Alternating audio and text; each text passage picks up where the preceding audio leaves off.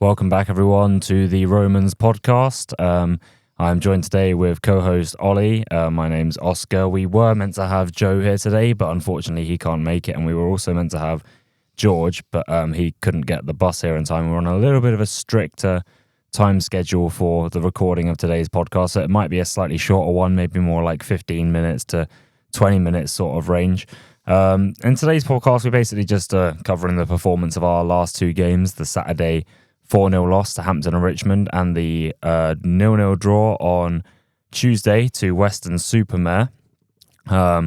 Both games that we played consecutively on a Saturday and a Tuesday earlier on in the season as well when we were away at both grounds. Now 2 home games in a row, played them back to back. Ollie, I want you to start off by telling me what you thought of the 4-0 result at the weekend on Saturday. Mate,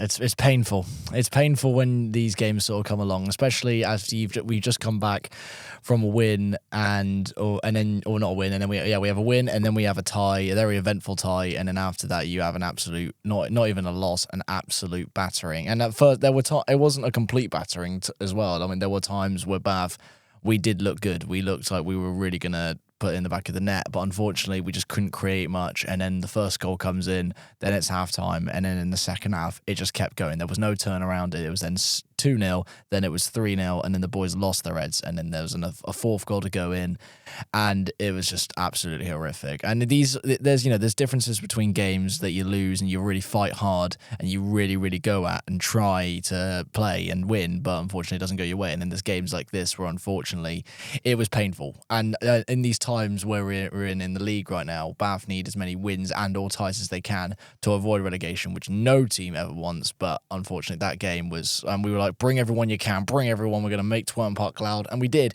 But at the same time, it just it was a bit embarrassing, wasn't it, for us as fans? The fact that, I brought down a bunch of my mates who have never really gone to a game before. Many other people did the same, brought down a bunch of their friends, and for so many people to be at some of them in their first Bath game, like I know Joe brought a lot of his friends down, and for a lot of them it was their first Bath City game. And to see that performance, a 4-0 loss, yes, there were maybe a bit of a dodgy ref calls in maybe the first half, but the second half was a bit inexcusable, really, for how we played. And, there's still a lot of sort of diving going on from our players that does need to be cut out a little bit, which we'll get onto a little bit later. But, people go there, they're expecting at least a fight. I mean, I would have been fine with a loss. It's a relegation 6-pointer. Hampton would have been up for it.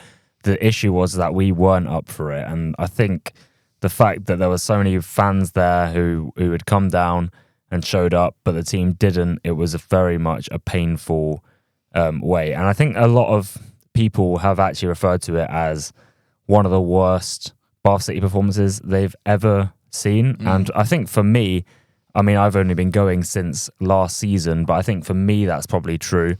I did look up on ChatGPT to see what some of our worst losses were, and I don't think there's been any as bad this decade since 2020. So I think we can safely call that Saturday probably was our worst performance of the decade so far.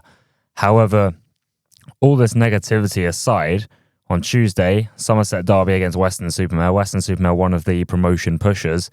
And, we completely, it was 0-0, but again, I don't think that 0-0 really reflects on how we played. I think that was a deserved maybe 2-0, maybe 3-0 win for Bath. Yeah, definitely. The first half, Weston were mostly in control of, but I don't really remember them having an amazing chance in the first half. But the second half was completely Bath. I can't remember Weston. I think the only Weston chance I remember all game was a Louis Britton header, which went out for a goal kick. And I think the rest of it is Bath were fantastic creatively. It was the final pass that was missing in a lot of areas. And, we had many opportunities. Weston go down to 10. On one hand, you can look at it and say it's poor that we didn't win it. But on the other hand, after a 4-0 loss in a relegation 6-pointer, going straight into a Somerset derby against Weston-super-Mare, never an easy team, to come out with a point was certainly an improvement. What did you think, Ollie?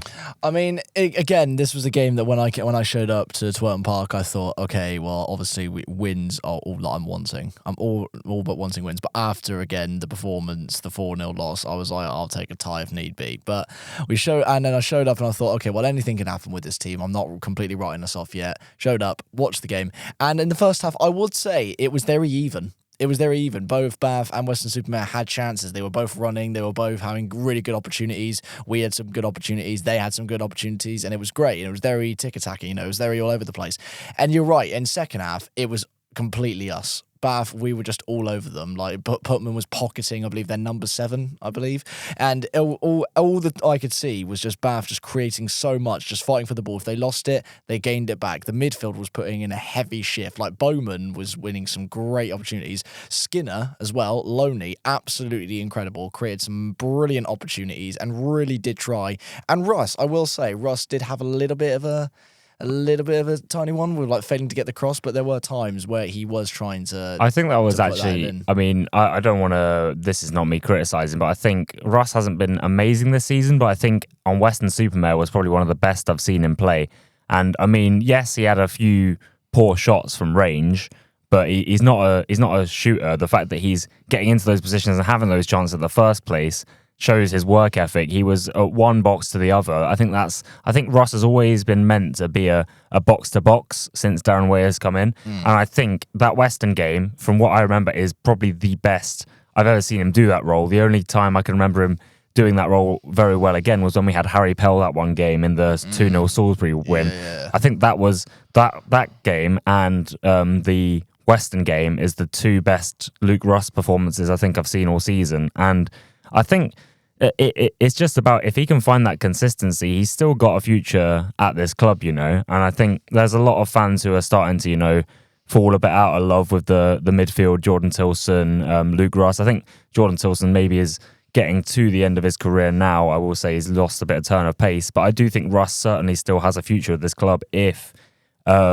he can, perform like that a bit more week in, week out, because he was fantastic against Weston. Exactly. And then another thing I wanted to look at, again, with players going into different positions. I mean, we got to see Rains up front.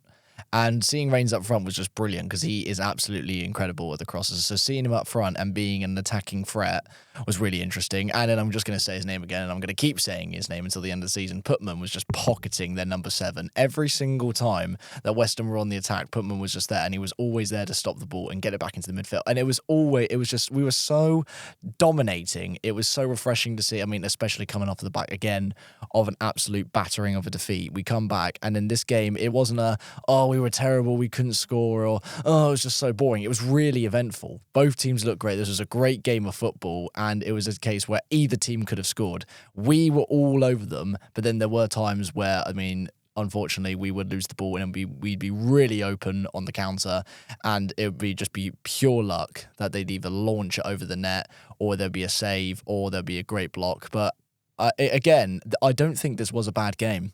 This was a fun game to watch. Putman was fantastic. That was another name you mentioned there. I think, without a doubt, man of the match. I can't remember who got man of the match. I don't think I really heard it in the ground, but I will have to maybe look back on it.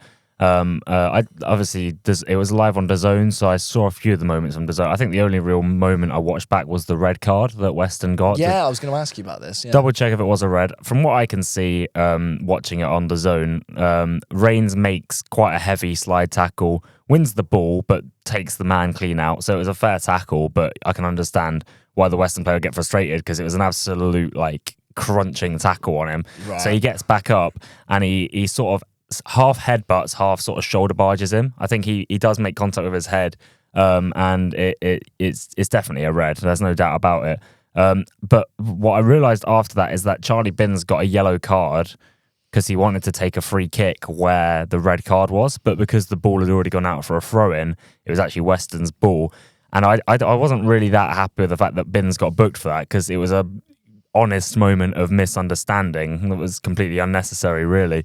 But he got booked for the fact that apparently he was delaying the throw by taking a free kick where the red card was given. But, it was just a misunderstanding, really. Referee should have been a bit more communicating. I do want to talk a little bit about some of the referees' decisions in this game, as well as the fact. So, we'll firstly do talk about this one with obviously the red card, blatant red card. You could see it was an unjustified hit, and then obviously there's a whole scrap that goes on, and we just see him just fall to. I just saw him fall to the ground, but all around me, I just heard, "Oh my god, he's hit him, and then I was waiting for you to tell me what it was. So thank you. But yeah, so obviously blatant red card, but then you have all these yellows that kind of go on, and then the ref was making some interesting decisions as the game goes on. So I will ask, because I am yet to see the highlights, and you've obviously seen this on DAZN or DAZN, however you pronounce this, but later on in the game where we did have a tackle in the box.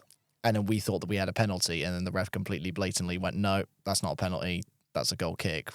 Have you seen that? Was that the Windsor? That was the Windsor, yeah, when Windsor went down. Yeah, I mean, in the ground, I thought it was, but if I'm being honest, I didn't actually watch back that moment because I wasn't really that fussed about it. I think if you're going to win a game, you can't really always look at ref decisions, and I think what we mostly should be looking towards for this game was our final decision, our final pass. Like Putman, don't get me wrong, he had a great game, and I know he's not an attacking threat, but there was a moment where he ran onto a ball, and I'm just like, hit it first time. The keeper's a bit off his line. Putman was running onto a loose ball, and instead he back heels it to Windsor, which then allows about 3 Western defenders to catch up, and now they're all in Windsor's way. And I think it's just that last decision that we need to be much quicker on. Last minute, we had Alves running down the wing. He puts a cross in, but maybe a little bit too late. If he puts it in slightly earlier and drills it along, it won't get blocked. He does win a corner, so fair play to him. I think Alves, that's one of the better performances I've seen from him. It seems like he is trying to look for a cross more often than a shot than what he has been doing recently, so that was good to see of him. I mean, I think the Skinner coming in maybe has added a bit more of that competition. He wants his starting place back by being a little bit more gifting of the ball to his teammates. But yeah, it's obviously the ref decision is a controversial moment, but I think we do kind of look towards referee decisions more often. And if I'm looking at how we lost the game yesterday, there have been games this season where I've looked at them and been like, we've lost that because of an awful referee decision. Say a last-minute penalty against Farnborough, last-minute penalty against Hemel Hempstead, whatever.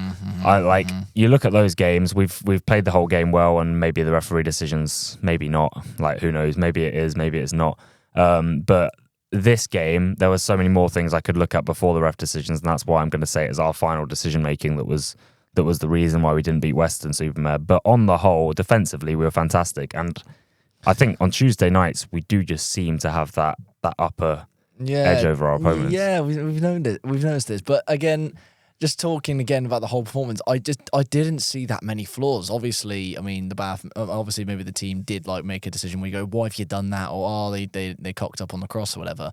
But I did see a really good, and it was refreshing, especially seeing this coming out of our team, just seeing the boys playing like they really want to have a go at it. And really, they were trying. We were playing so much better. We were putting players in positions where they play better at. We were having players that play defensively, having them attacking, and having attackers defend and everything. And it was an experiment in a crucial time of the season, but it still works. And just seeing how all the boys were playing, especially, were brilliant. But as well as Putman and everything, I mean, I was just looking again mostly at Rains as well. Rains again up top crossing, and then you have Skinner as well. Skinner was absolutely brilliant. Well, Rains and Putman kind of switched in the second half. They did. Which, funnily enough, I mean, I think Putman was fantastic defensively, but I also think that was actually a really good play, because while Rains is getting tired going forward, he can then drop back and Putman can go forward. And we saw that Putman, towards the end, when he ran onto that chance that I was telling you about, he still had the energy to get onto that because he'd been defending most of the game. That is the benefit of having 2 class right-backs right now, 2 class right-backs who are also relatively good at going forward. One thing I will say is that we do need to still see a bit more of Rains being provided, because I do think, and I will finally agree with Chef Chris here, because I was still kind of a bit unsure about Rains up front. I do think Rains certainly has potential as a striker if he gets providing, or if he gets a strike partner. And I will say yesterday, Owen Windsor, he has dropped out of form massively in the new year, but yesterday he was a lot better, and he's starting to get a bit better. But I do think he's still kind of lost what he had, and I'm not sure what has caused that, whether or not it was his injury that he recently had and he's kind of getting back into it. But we know what Owen Windsor can do. He was scoring a lot of goals in December time. He just needs to re-unlock that version of himself and try and create a partnership with Reigns, or when Ash is back. I would say. But obviously there was that Donovan Wilson striker as well who played in Hampton and Richmond and the Ebbsfleet game. And I really hate to say this about one of our players, but I do not think he's up to standard with the squad. Okay. And I hope he proves me wrong. That's just my honest take on how I saw him from the last couple of games. There's a reason why at Dagenham and Redbridge he scored 2 goals in 16 games, something like that. Yeah. I know Dagenham and Redbridge were in pretty poor form at the start of the season, but Donovan Wilson is an ex-Football League striker.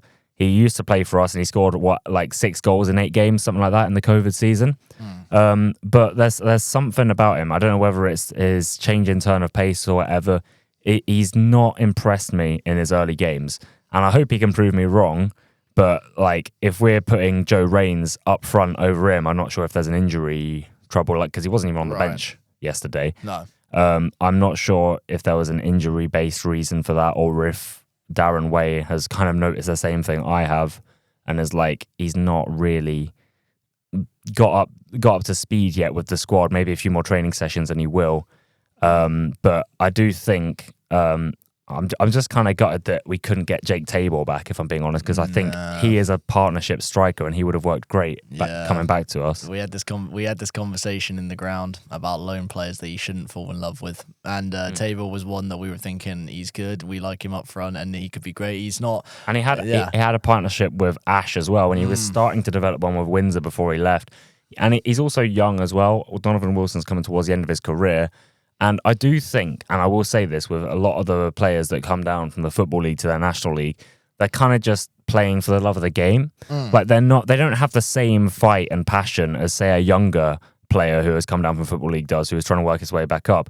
When you're at the end of your career and you're coming to the end of it, it's just natural that you're going to have less motivation to do well. I'm not saying Donovan Wilson has no motivation to do well, no, of course but not. I do think that because he's an older player that has got Football League experience, Dagenham and Redbridge probably saw the same thing from him, is that he's not as, say, eager to do well as Jake Tabor might have been at the club. No, exactly. And then with Tabor as well, Tabor was just it took Tabor a couple of games to get into it before we did finally start seeing him scoring, but he was starting to get an amazing link-up play with Brad Ash as well. And then we saw him, I think one of my highlight performances from him was definitely the Tottenham game as well. And in the Tottenham game as well, we saw Reigns' crossing ability up front, being able to cross the ball into the box for Ash to header it in the back of the net. And Tabor had an amazing link-up play, especially in the midfield, winning the ball as well. So, it was such a I was so happy when I got the notification and it said, Tabor's agreed to come back to Bath. I was like, let's go. We get him back. It's brilliant. And then the transfer got blocked, and I was really scratching my head at that one. I was just kind of thought, why can't we get him back? But it's and then it's. Well, I think we kind of got back at Eastleigh for that, because Eastleigh probably would have wanted to get Luke Skinner back on loan, and we were the ones who managed to get that back, because if Skinner went back to Eastleigh, probably the same thing would have happened. It's like we've kind of done a swap deal, but with loans with Eastleigh, Jake Tabor and Luke Skinner. You know what I mean? Yeah. But, Enfield on Saturday, we'll just wrap up the podcast a little bit early. It's a massive game again. Enfield lost 8-0 to Maidstone on Tuesday. Yeah. So, an 8-0 loss. They did win the game before, 5-0. And I know that we're not great on Saturday, but, off the back of an 8-0 loss, we should be getting the 3 points on Saturday, shouldn't we? We need to be getting these 3 points. Wins now are crucial. They're not we can go without a win. And a tie, that's a good point. A tie is, a point is always a point. But these wins, we need wins. We cannot. I think people don't realise how much of a difference there is from a win to a draw. Yeah, it's huge. Because everyone's always like, oh, it's a point. But a point doesn't actually get you that high up the table. If you look at before yesterday, we were on 30 points, 1 point away from the drop before the game. At the end of it, we get a 0-0 draw. We're happy with the 0-0 draw, but we're only 2 points away from the drop. It's only crawled us up a little bit, and it means that, obviously the game's already happened by the time this is released, but Farnborough are playing Chippenham on the night of when we're filming this. If Farnborough win, we'd go into the drop. Which they're very likely to do because Chippenham have picked up 3 points away all season and it's been 3 draws. So hopefully that can be one of their draws or maybe even their first win. Yeah, but we need it. We need either. I mean, a tie is workable. We can work with that. But I mean, a Chippenham win would be just brilliant. But you never know. Let's just hope Chippenham turn up. I mean, I can't believe we're saying that. You do have to start putting 3 points on the board at this point of the season. It's all well and good getting the draws. I mean, Ebbsfleet and Weston are good results. But you have to be converting against the teams around us. And we are so poor against the teams that are lower than us. Like, we lost to Chippenham 3-2. We lost to Hampton and Richmond 4-0. That should not have happened. You should not be doing that as a team that's trying to prove that you're the ones who can stay up. So Enfield, another relegation 6-pointer. We've got Farnborough on the 10th. That's another relegation 6-pointer. It's Enfield and Farnborough where we can turn it around and show up against the teams that we're actually competing against. Let's just fight. Let's just fight to stay in this league. That's all we ask. Anyway, thank you very much. Just a short one today of like a sort of summary of the last 2 games. Anything else you need to say, Ollie, before we wrap up? I just want to say what I just said a minute ago. Let's just stay in this league. Yeah, just keep going. And I do believe we can. We have shown that we can perform like it against the bigger teams, Weston and Ebbsfleet. We need to just perform in the exact same way against the weaker teams, and we'll be all right. Exactly. Thank you very much, and goodbye. Bye-bye.